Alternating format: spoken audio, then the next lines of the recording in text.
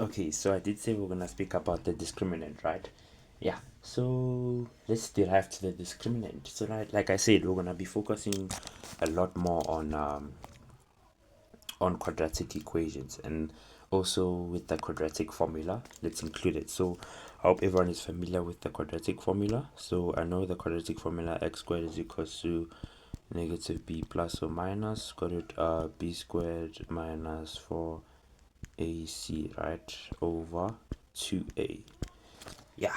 So everyone needs to be familiar with the quadratic formula. You have to know it by head. Actually, yeah, I think it's important that you know it by head. um Before I proceed, I would like to say that um if anywhere I'm wrong, you can always correct me on the comments. Always tell me where I'm wrong. Let's just work together and let's make this thing make sense to us, right? So you can tell me where I'm wrong. So let's focus on this formula. So I want us to focus on this part of the formula here actually. This part of the formula, let me just rewrite it down: b squared minus 4ac. So with b squared minus 4ac, this actually tells us how the equation behaves. So it tells us not even the equation, but how our discriminant. So it's actually called the discriminant, and it tells us whether our roots are real, rational, or unequal. So it tells us if they are real. It tells us if they are rational. It tells us if they are irrational and stuff. So if we let's come back to the previous example that we did. I'm just gonna use those values again. Let's just come back and use those values again. So we had, it was x squared plus 5x, right?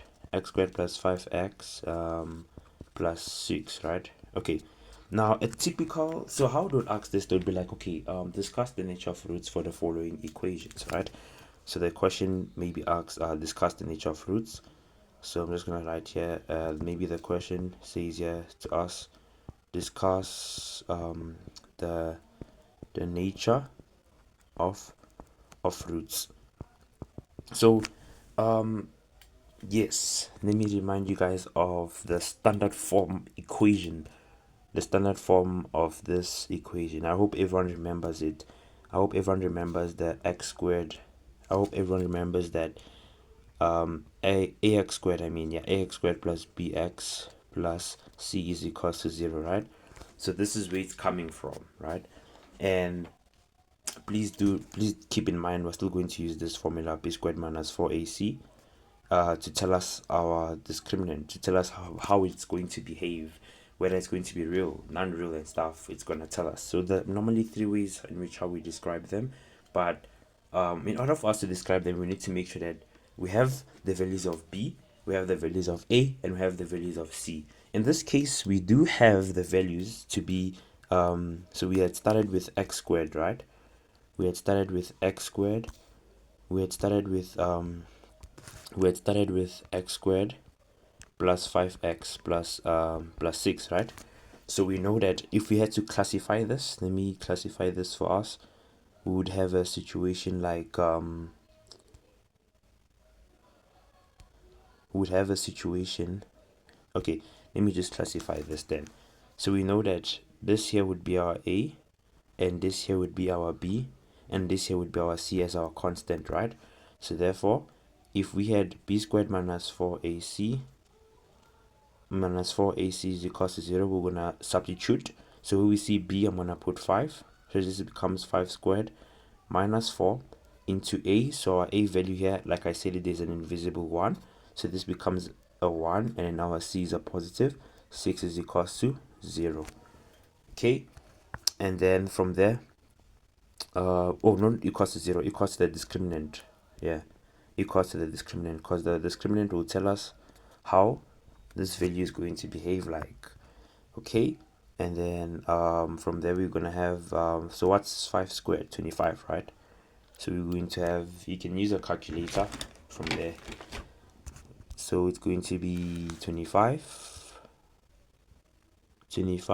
minus 4 into 6 equals to the discriminant. So this becomes 25 minus 4 times 6, I believe it's 24. right? Is it 24? 6 times 4, 24. Is it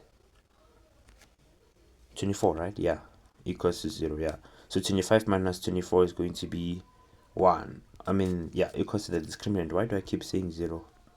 Equals to the discriminant. So the discriminant here is positive 1. So what can we say about positive 1? It is an integer, right? And it can be written in a form as a fraction. You agree? So because it can be written as a form as a fraction, we know that it can be written as what? So we know that the roots that are going to exist here are going to be real, because it can be written as a form as a fraction, and it's also rational, because if it's rational, it's a perfect square. The square root of 1 is basically just 1. Everyone agrees with that, right? 1 is a perfect square, and then it's rational, but then it's going to be unequal. It's going to be unequal.